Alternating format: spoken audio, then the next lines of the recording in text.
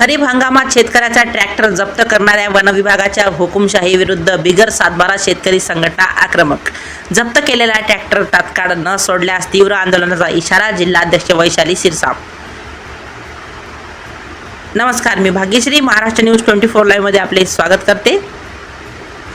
वर्षानुवर्षे शेतजमीन कसणाऱ्या भूमिहीन शेतकऱ्याचा ट्रॅक्टर जप्त करून वन विभागाने खरीप हंगामाच्या तोंडावर शेतकऱ्यावर अन्याय केला आहे. हा ट्रॅक्टर प्रशासनाने विनाअट तत्काळ न सोडविल्यास बिगर सातबारा शेतकरी संघटना तीव्र आंदोलन छेडेल, असा इशारा संघटनेच्या भंडारा जिल्हाध्यक्ष श्रीमती वैशाली शिरसाम यांनी दिला आहे. याबाबत आज संघटनेच्या वतीने तहसीलदार तुमसर आणि वनपरिक्षेत्र अधिकारी RFO तुमसर यांना निवेदन सादर करण्यात आले. नेमके प्रकरण काय?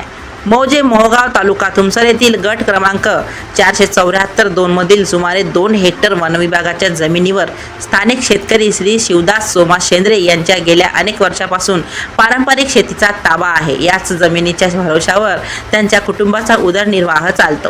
सध्या सन 2026चा खरीप हंगाम सुरू असल्याने पावसाळ्यापूर्वी शेतीची मशागत करण्यासाठी शेंद्रे यांनी शेतात ट्रॅक्टर क्रमांक MH36Z6683 लावला होता. मात्र वनपरिक्षेत्र कार्यालय तुमसर येथील अधिकाऱ्यांनी व कर्मचाऱ्यांनी कोणतीही पूर्वकल्पना न देता हुकुमशाही पद्धतीने हा ट्रॅक्टर जप्त केला. यात शेतकऱ्याचे मोठे नुकसान. मशागतीचे काम मध्येच थांबल्यामुळे शेतकरी शिवदास शेंद्रे यांच्यावर पेरणी मुकण्याची वेळ आली आहे. वन विभागाच्या या कारवाईमुळे गरीब शेतकऱ्याचे अतोनात आर्थिक नुकसान होत असून कुटुंबाच्या उपजीविकेचा प्रश्न निर्माण झाला आहे. बिगर सातबारा शेतकरी संघटनेची मागणी या संदर्भात बोलताना जिल्हाध्यक्षा श्रीमती वैशाली शिरसाम यांनी आमच्या माध्यमातून केलेली मागणी बघूया.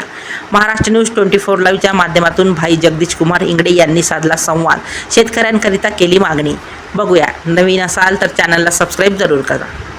महाराष्ट्र न्यूज 24 लाईव्ह मध्ये मी भाग्यश्री आपली रजा घेते. भेटूया पुढील बातमी सत्रात. नमस्कार.